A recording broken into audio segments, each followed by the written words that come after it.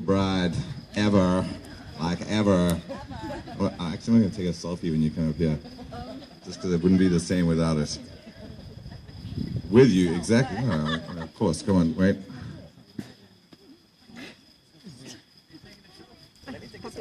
There we are.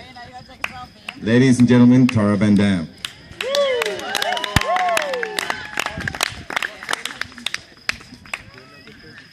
Okay, I know you guys are all quite keen to get back on the dance floor and start eating pizza, so this is going to be brief. First, I know it's a little unusual for the bride to make a speech, but tradition's pretty much out the window with this wedding, and I like any opportunity to challenge gender stereotypes, so. And I hope I won't cry. Bear with me. 2015 was an incredibly tough year for Derek and I.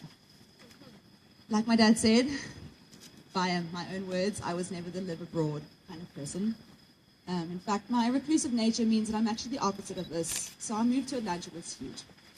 For others, it probably would have been exciting, adventurous, opportunity of a lifetime. For me, it was scary and it didn't really make sense.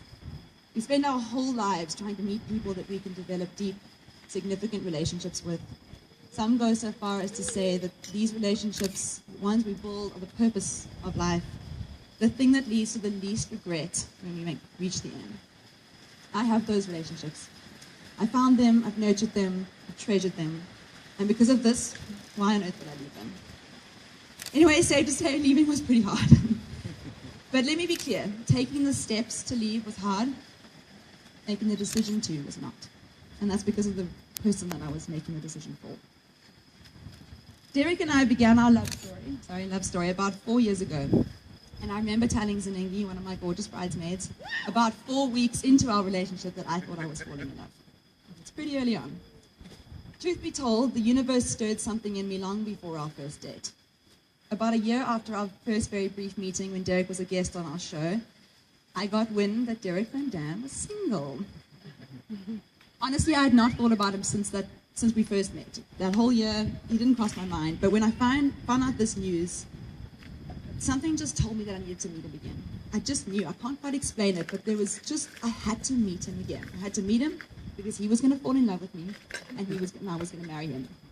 I swear to God, that is honestly what I thought. And I actually told a colleague of mine at Cape Talk that this was going to happen. No, for no reason. At the time, you could probably call it like silly girl talk. In retrospect, it was something far bigger. This is annoying. Cynics may say that it was because he was a celebrity and I was determined. Romantics will call it destiny. I call it two souls being energetically and undeniably drawn toward each other. Over our 4 years, we've been through what some only go through in decades. And this year in particular was the most trying. But when my dad asked me what the highlight from our first year of marriage was, the answer initially surprised me. Because the highlight from my first year was also the lowest point of my life. This was the night that we lost our baby. Sorry about this, guys, but I have to share the story. You take the saddest day of your life and you couple that with the most pain you've ever experienced, and it's very easy to see why this was the hardest day and the lowest point. But what it brought out in my husband was something I will never forget. I could never have done it without you.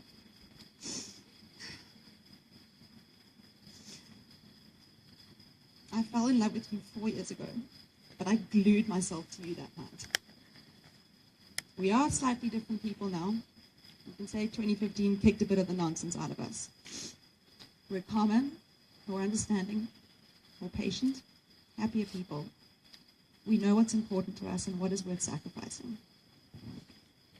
And we value the people in our lives and the priceless moments we get to spend with them. So my first toast goes out to you, Derek, my friend, my protector, my soulmate.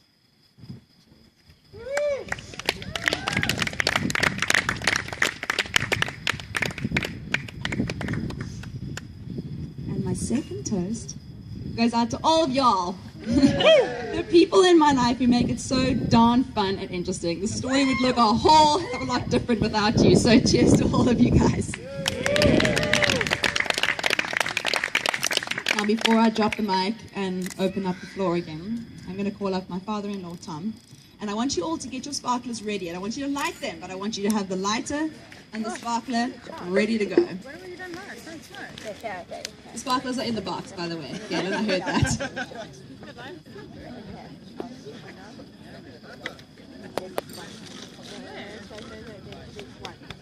So I want you to use your imagination a little bit. Here we sit in warm South Africa, but back in Michigan, in the winter it can be cold. And quite a number of years ago, on a very cold and snowy night, the angels sang a new carol, and a carol was born, and it's her birthday today. And I have a toast to Carol, so raise your glass. May we love to live a lifetime and live to love a lifetime. Happy birthday, darling. And would you join me in singing happy birthday to Carol? Light the sparklers. Light the sparklers. Happy birthday to you. Happy birthday to you. Happy birthday, dear Carol. Happy birthday to you. Hooray!